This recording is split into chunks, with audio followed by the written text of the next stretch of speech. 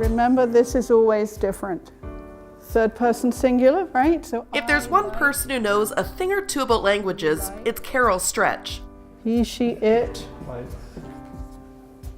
likes. I have lived in a number of countries.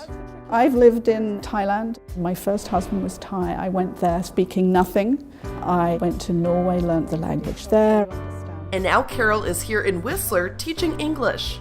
This group is an English conversation group which we provide as part of settlement services. So to permanent residents who want to improve their English or people who are on their way to permanent residence. I want you to find a real house in Whistler that you'd like to have. Twice a week, this group meets at the Whistler Public Library to discuss anything. 3 minutes to find the house you would like.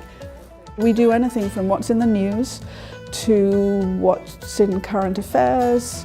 For some of them it is their only time. I mean, if they're not working and they're living at home, they're often living in their own language. For others, they're probably working in an English-speaking environment, but this is their opportunity to check things out, to actually stop and try to improve. Romina moved to Whistler to be closer to her husband 4 years ago, knowing absolutely no English was terrible. The Argentinian started coming to the English classes by herself, then pretty soon with 2.5-year-old Andreas. Before long, she was picking up greetings, basic nouns, verbs, with this little guy not far behind. When you have very good people to help you, it's more easy.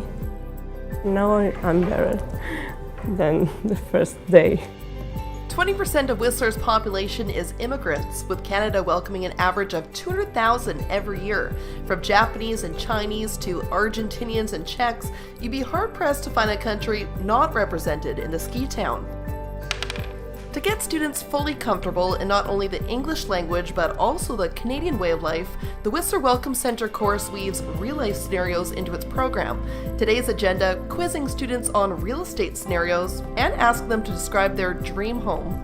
Really, it's just about them expressing themselves and having the confidence to do that. You know, I just say to them, the more that you do, the more that you'll get there. Take 36-year-old Peter, for instance, who moved to Whistler 5 years ago. Before when I came to Whistler, I worked 8 years in Czech mountains because I love snowboarding. Aside from the mountain, Whistler's vibrant dining scene is what drew the professional chef to the town.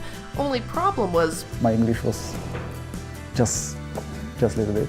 Peter started coming to this class twice a week.